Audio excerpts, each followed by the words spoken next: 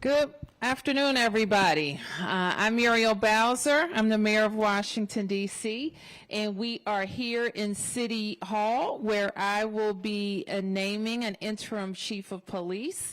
I'm joined by Deputy Mayor Lindsay Appiah, and I am joined by Executive Assistant Chief of the Metropolitan Police Department, Jeffery Carroll.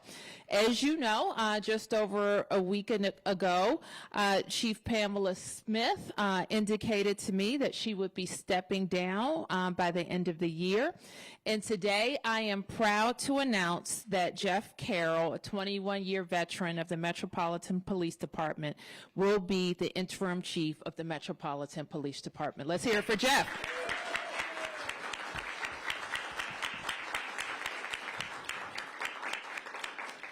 As I mentioned, Chief Carroll has been at MPD more than 20 years.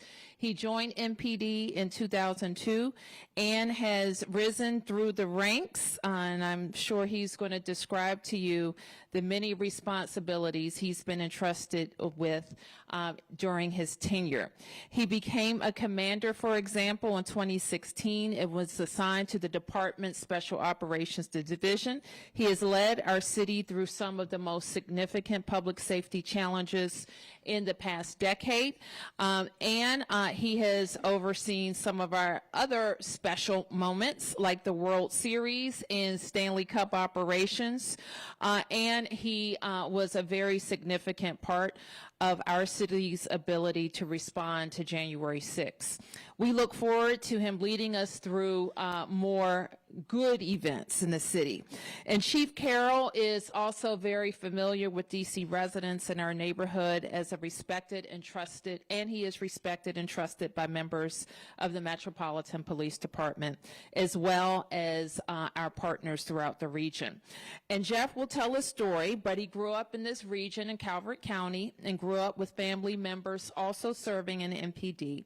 In fact, he had an uncle who also led SOD. And I know that he is the right person to build on the momentum of the past 2 years so that we will continue to drive down crime in the city. The department has been through an incredibly challenging year, and that's on top of the day-to-day challenges that our men and women of MPD face every single day to keep our city safe. But I know this, we have the best department in the nation.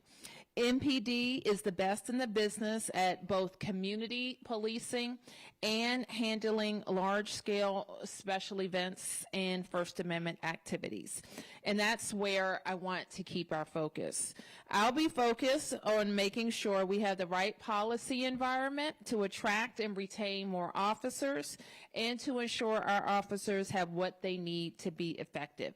And I am confident that Chief Carroll is the right leader to meet this moment. So, ladies and gentlemen, Jeffery Carroll.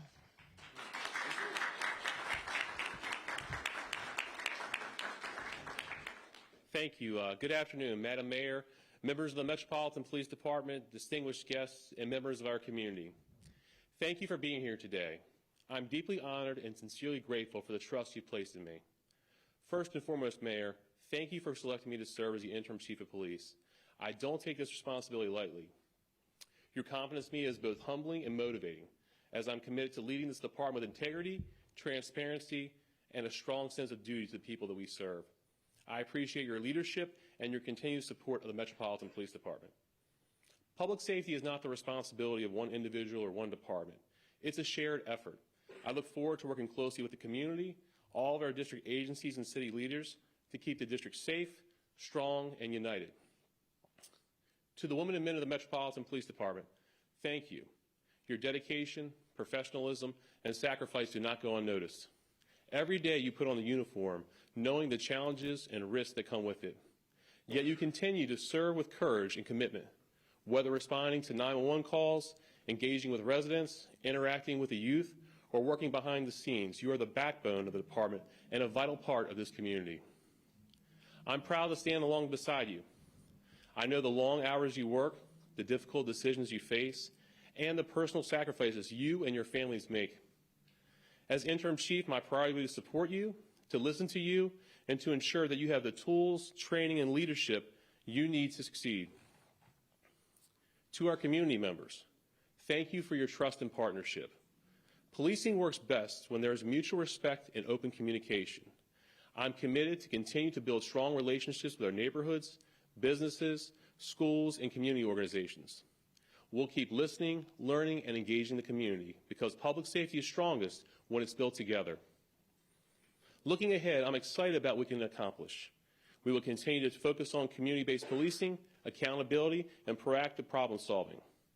We'll work to strengthen trust, improve transparency, and ensure that every person in our city feels safe, heard, and respected. Thank you again, Mayor, for this incredible opportunity. Thank you to the members of the Metropolitan Police Department for your service to our city, and a special thank you to my family, my father, my wife, and my kids who are here today. Without your love and support, I wouldn't be standing here. Thank you.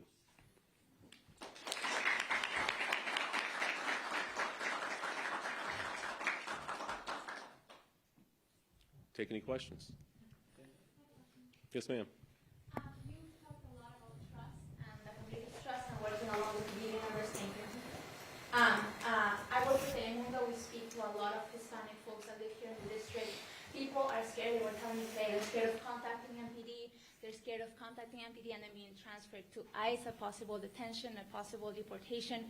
What is your message today for the Hispanic community and listeners that are looking at you right now with expectations to be able to trust you? Sure, absolutely. The Metropolitan Police Department is here for the entire community, including the Hispanic population. We're here to build trust and to work with people. We don't want anyone to feel scared or fearful to contact the police. If they're a victim of a crime, if they need police services. So I urge them to continue to reach out to us to work with us. I know there's been a lot of things said in the media publicly about immigration enforcement. MPD is here to work with the community to keep us all safe. Yes, sir. You're credited for your work in strengthening the relationship between federal partners and MPD. As now that this collaboration has been under scrutiny, how do you navigate, this work together, especially given the recent incidents of the HSI agents opening fire while patrolling alongside MPD? Well, working with our federal law enforcement partners is not really the Metropolitan Police Department. As the mayor said, I've had the opportunity since really 2016 working with our Special Operations Division and our Homeland Security Bureau to work very closely with our federal law enforcement partners. Obviously, our relationship has changed under a new federal task force, but with that, we continue to work together. So just making sure that we're strengthening that and making sure that we have the ability to relay to our federal partners really the priorities of the city and the residents here in the city and the community that we serve to make sure they are well represented and the police officers that are working out there with the federal agents to make sure they understand our community. Mark. Chief, two questions. Thank you. One, will you do anything or what will you do differently than Chief Smith when it comes to the cooperation with the federal surge? And specifically, will you rescind her executive order that dictates how officers interact with people who are not in custody but then being detained? And then I'd also like you to just respond to what, if anything, you'll do regarding the two federal reports that were critical of crime stats that would restore the public's faith in the crime statistics. Sure. So let's start with the crime statistics. Obviously, there's been some interim reports that came out, draft reports, things that are said. The final reports have not been submitted to us. So obviously, we have some information that's in those reports, but we don't know all the details of what's in there. But with that, obviously, we don't want to wait until the full reports are out. We know there's some concerns related to the data. So really focusing on 3 areas of improved training for our officers as it relates to the classifications of crime and how we, how we ensure that we're properly classifying crime. Also, enhancing our policy and technology controls for making changes to classifications. So what I'm saying there is tightening up the internal policy that we use as far as the actual response for the officers and when you can change classifications. And our technology, our records management system, the ability to make changes in the system with alerts to members that reports have been changed, as well as the requirement for additional review and approval if a change is made to the report. And finally, something we're looking at is the development of a dedicated auditing team to look at all the reports on the back end to make sure that reports, after they're completed, submitted by the officials from the various bureaus and police districts, there's an independent group within the police department that can look at those reports and make sure they're appropriately classified. Did I get all your questions? Then on immigration, just cooperation with the surge, and specifically, will you rescind the chief's executive order? Sure. So obviously, I'm coming in fresh to the seat right now. So right now I just wanted to kind of take a look at the operations of the police department, kind of see where we're at, and then any decisions about policy changes and things like that, give it a little time with that. We'll continue to work with our federal law enforcement partners. We'll continue not to be directly involved with immigration enforcement as we have in the past. And again, we'll continue to work forward to make this city a safer place. Paul? Jeff, basically you're taking this job for a year. Are you going to run the department as if this is your job to keep, and once the year is up and there's a new mayor, are you going to try and keep the job, or are you going to go for the job? Great questions. No, I mean, the mayor is designated as the interim chief of police. I'm going to be the chief of police. I'm going to run the department. I mean, my goal is to move the department forward, to make sure that we're driving down crime, to make sure we're keeping the residents safe, to make sure we're meeting all the goals and expectations of the community. So may it be for a year, may it be nominated by another mayor, whatever it may be. My goal, I've spent the past 23 years for the Metropolitan Police Department, and it's given me a lot. It's given me many opportunities, and my heart's here with the agency. So I'm going to do my best to move this agency forward. Yes, ma'am. Good afternoon, Felicia Ashley, ABC7. As you enter this role, two-part question, are there any aspects or first actions you'd like to take in terms of enhancing MPD? And also, how are you going to address the allegations about certain alleged internal issues about whether it be trust or transparency? From Scott Taylor, he said that your name, among others, was named in a 2021 lawsuit about not taking certain officers' complaints seriously. Going into this role, how do you address that and strengthen the internal relationship? Sure. So I think it's really important that we continue to work together with the community. I think going into this role, making sure that we're reviewing what's out there, any allegations that are made as it relates to the allegations of this or anything else, obviously they'll be investigated. There's several investigations, as you're aware of, as it relates to the crime stats. But things that come up, we'll continue to investigate. Our internal affairs has done a great job working with their partners at the Department of Justice and Congress to be cooperative with that, and we'll continue to do that. Let me just jump in for a second to respond to your question, because the reports that have been issued leave a lot to be desired in terms of, you know, evidence and context and any back and forth with the affected agency. So I am going to be asking our Inspector General, the DC Inspector General, to look at the questions that were raised in those two reports. Yes. I have a question for the mayor and for the chief. For the mayor, I know last week when we talked about a potential new chief, you said there's a deep bench here, a lot of people to look at within MPD. So what stood out to make you decide on Chief Carroll as opposed to other potential candidates?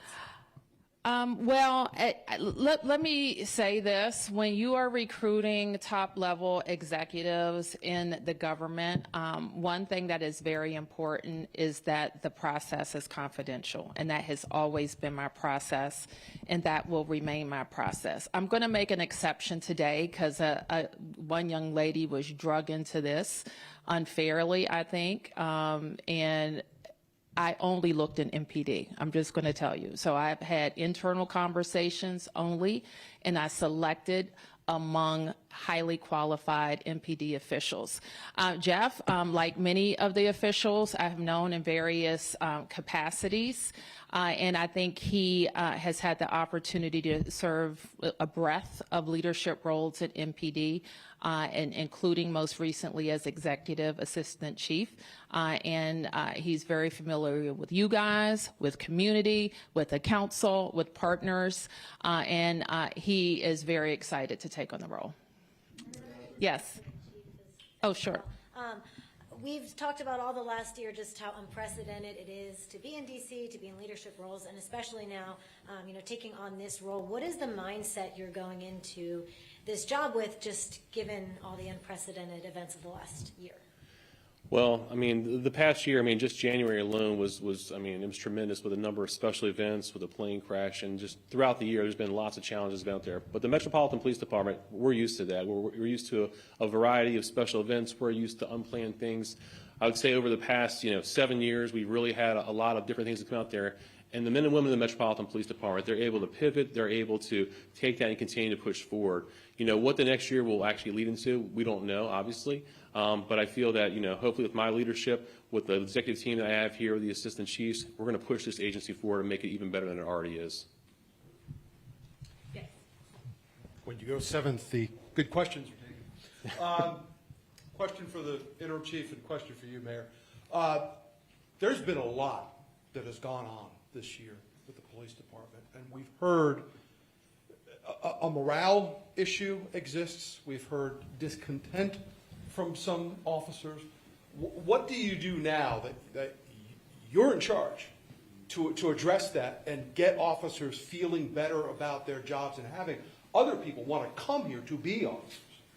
No, I mean, one of our priorities is not only to recruit new officers, as you mentioned, but it's to retain the officers that we already have here. It does no good to bring in new people if we can't keep the folks that are here. And like I said, the men and women in the Metropolitan Police Department, they do outstanding work day in and day out, the calls for service, the variety of things. You know, we do things here at the Metropolitan Police Department that no other police department in the nation do. Escorting the president, the vice president, all these things. So our team, our officers, they do an outstanding job. My goal as I move forward into the role of chief is to, one of the things is obviously to recruit and retain more people, but also to increase the morale across the department. And I think part of that is through conversations, working with the DC Police Union and their members to make sure that we're addressing the things we can, taking feedback, taking ideas from the members of how we can move this agency forward so it's positive for the entire police department. Mayor, may I ask you, we've been here for all the chiefs you've named. How has that experience informed that choice of the interim chief? And what have you learned along the years about what that decision needs to be and how you take that information and make your selection? It's an interesting question. When I was elected mayor, Kathy Lanier was the chief of police. And I spoke to her before I was elected and I said, I want you to be the chief of police. And then, you know, sometime later, the NFL came calling and she went. And I have had the opportunity now to name, actually every chief I've named has come from MPD and with various levels of tenure. Mostly all of them are kind of this vintage of Jeff. And Chief Smith was also MPD, but she had come over from Park Police a couple of years earlier. And so I think in each of those selections, we just had people who were deeply familiar with DC crime. And I always look for in a chief a crime fighter. All right. And some people are philosophers, or some people are this or they're that, but I want somebody who is focused on driving down crime fighting. Yeah. Well, congratulations, Interim Chief Carroll. Martin Osterman was my name.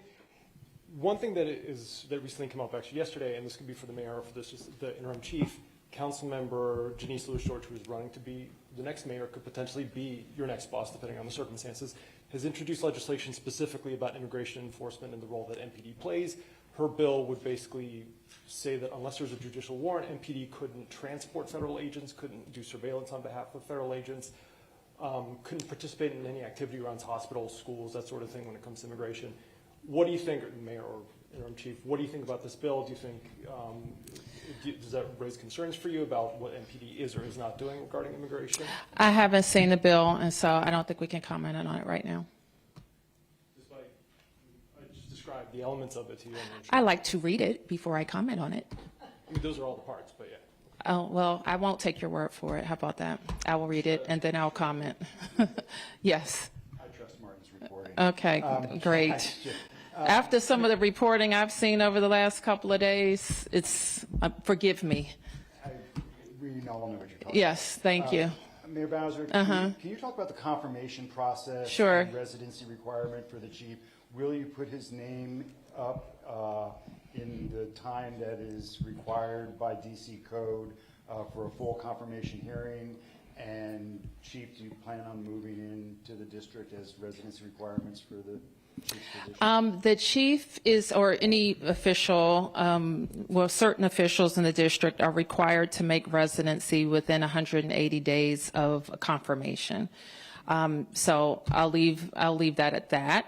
And what we plan to do with the confirmation process, let me just say this. I'm mayor as long as I'm mayor, and I have all the powers that attach to that, including appointment. But I am also a person who served on the council, who became mayor, and recognized that mayors like to appoint police chiefs. So I think that this is a conversation. I have had this conversation with Jeff, and so he recognizes that we have some options for him serving as interim, or or a conversation that we'll have with the council about how they would handle an appointment. So can you clarify, because it doesn't sound like you're like, oh yeah, we'll put him up for the normal confirmation. I mean, I get that he may only be there for a year, and so. That is correct. What you just said, that your assessment is correct. And so you may not put him up for a normal confirmation process? This is not a normal confirmation process. Yeah. A question for Jeff and then for you, Mayor, on off topic. Jeff, Michael Pulliam has been on the sidelines for 7 months now after he was accused of manipulating crime numbers. Do you plan to put him back to work? I expect, and the chief I'll turn to, but I expect that the Inspector General's review will be inclusive of all the data allegations. Can you comment on the D.C. Court of Appeals ruling on the National Guard? You know, I only saw the headline. I don't know if you've had a chance to read it, Deputy Mayor. Okay. We complied with court orders, and what we saw is that the Court of Appeals has granted a stay of the lower court order that found that the National Guard deployment was illegal. So we'll continue to do what we do, work with the Attorney General and the Solicitor General to determine what next steps are. Mayor, you said to me not too long ago you wanted the Guard out of the city. You still feel that way? I still, what I've said all along is it's a legal question that's going through the courts. And Attorney General Schwab believes strongly in our case. I haven't talked to him since this most recent action, so I want to talk to him and see what he thinks is appropriate for next steps with the case. Yes. Hi, Emma Huber with the Washington Post. 2 questions for you, Interim Chief Carroll. First of all, one word that came up a lot in your remarks was transparency. Obviously, there's been some mistrust lately, whether it be with crime stats or immigration enforcement. So what tangibly are you going to do to promote transparency? And second of all, you know, you're stepping into a demanding job at an unprecedented time. What made you agree to step up to the task and feel like this is something that you feel called to take on? Sure. So as it relates to the transparency part, I think I talked about some of the recommendations related to the data, the crime data, and things we're going to implement to make sure that we can, make sure the data is appropriately classified, ways to build in safeguards into that, and then ways to have independent auditing of that data to make sure that if there is an issue, concern, or misclassification, there is a group to address that. So I hope that will help to push forward the transparency.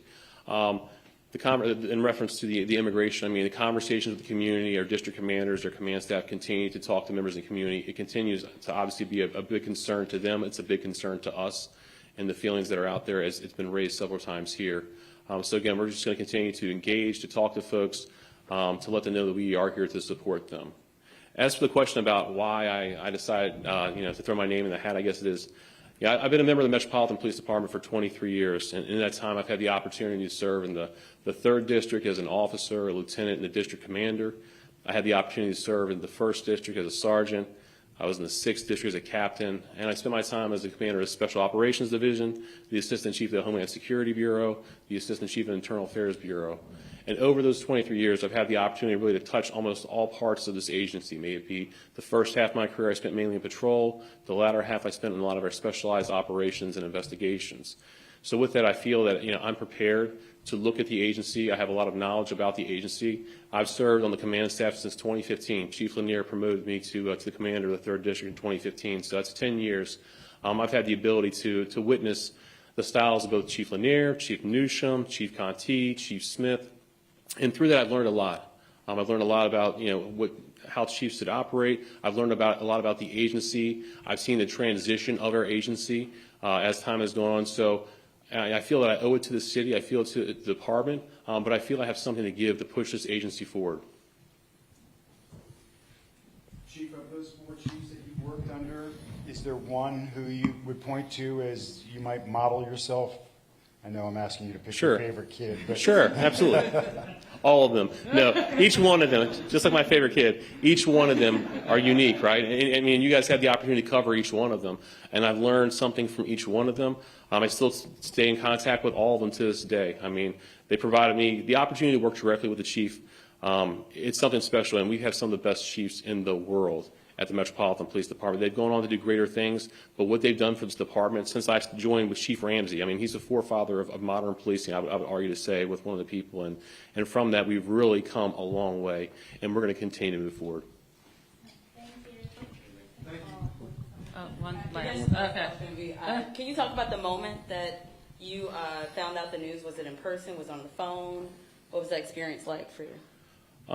Obviously, the mayor said we're not going to get exactly into the process, but it is a process, right? With that being said, I mean, there's a lot that goes into it, right? There's a lot of impacts personally, professionally. There's a lot of impacts to my colleagues, my coworkers. I mean, it's a very exciting time. I think I'm prepared for it. I'm looking forward to the challenge to move the department forward as we move forward. So I'm excited. I'm looking forward to having some new ideas and implementing some new things kind of as we go through, by taking in the account of the advice and the consideration of the assistant chiefs, our commanders, our inspectors, and the officers in the department. So I'm excited to move forward. So when you talk about a challenge, what is your greatest challenge as you step forward from this room right here? What's the number one challenge you're looking at? Well, I mean, that's a very interesting question. I mean, I think there's a lot of things out there, but really I think the main thing is to move into the role of chief and really to hit the ground running, right? To get the agency moving forward and to take, as the mayor said and I've said, to take it and make it my department with the guidance of the assistant chiefs and the commanders. And, you know, we may not have that much time. We may have a lot of time. We don't know, right? But the moments that we do have, the goal is to move forward, to work on crime, to drive this agency forward. And are you chief now or not until January 1st? He will be sworn in. I don't know exactly what day, but he'll be sworn in when the chief leaves. So Smith is still the chief. Of course, yes, he is. She is. And to answer your question, I looked across the table at him in his eyes and said, "You sure you want this?" As I do everybody, I say, you know, this is Washington, D.C. We're different. We're different. And this is a huge responsibility. And without hesitation, the chief said yes. So thank you, everybody.